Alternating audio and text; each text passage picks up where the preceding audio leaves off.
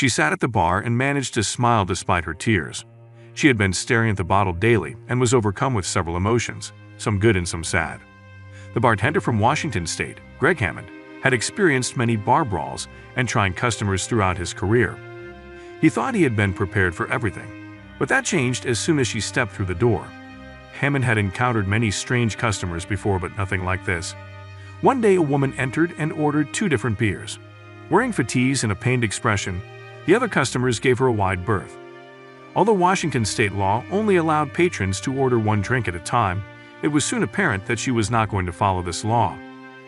Hammond's calm explanation that she was not allowed 2 drinks at the same time was initially enough. After the same routine for days, the mysterious woman grew visibly dissatisfied. Offered 1 drink, she still begged for the second beer. When Hammond politely refused again, she stormed off, the defiant look on her face telling him he hadn't seen the last of her.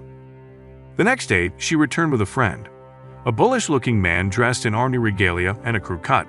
He was even more intimidating than the woman had been. Hammond was obliged to serve her 2 drinks now. He was beginning to develop a foreboding feeling about what the mysterious woman's true motivations were. Slightly annoyed at the fact that she had found a way to circumvent the bar's 1-drink policy, Hammond stole glances at the soldiers whenever he could. Shortly after serving the pair, Hammond was surprised to discover that the woman's companion had left. She sat alone now, just staring at the second drink, tears starting to brim in her eyes. Hammond's mind was doing cartwheels. Every scenario he ran through in his head seemed worse than the one before. His experience had taught him that troubled people often sought solace at bars. This woman was content to just stare at the second bottle, though. Her strange behavior was becoming very unnerving.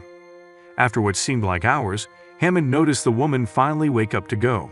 Before leaving, she turned and stared at the bottle again. The expression on her face was worrisome. To Hammond, she seemed mournful and even bitter. He had seen that kind of look in other patrons' eyes before. It usually never meant anything good. Like clockwork, to Hammond's dismay, the woman returned with her friend the next day. After he ordered the second drink for her, he left again.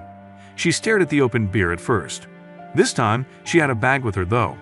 Something about the way she kept opening it and looking at something inside only heightened Hammond's worries. The bar itself was located inside a Buffalo Wild Wings. Despite being a restaurant and a sports bar, it was well known for being a family-friendly establishment. A family man himself, Hammond stared around at all the families inside with their kids as he stole glances at the enigmatic woman.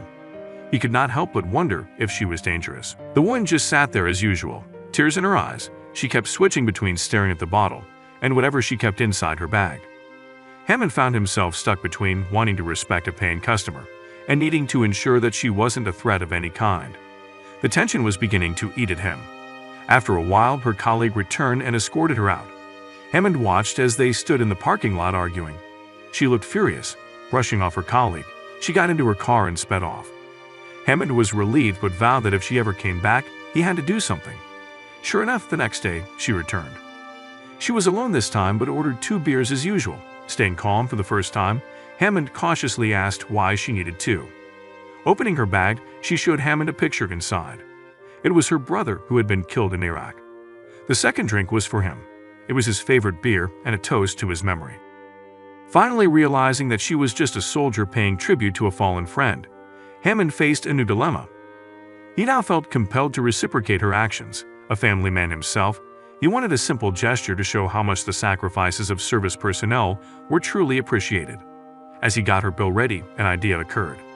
Speaking to USA Today, Hammond explained that he approached his manager and asked, "Is it okay if we take care of that beer?" Upon hearing the woman's story, the management of Buffalo Wild Wings did not hesitate to fulfill this request.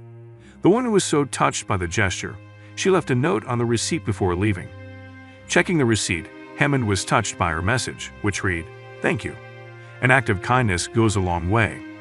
Hammond could not bring himself to toss the beer. Instead, he displayed it on a counter.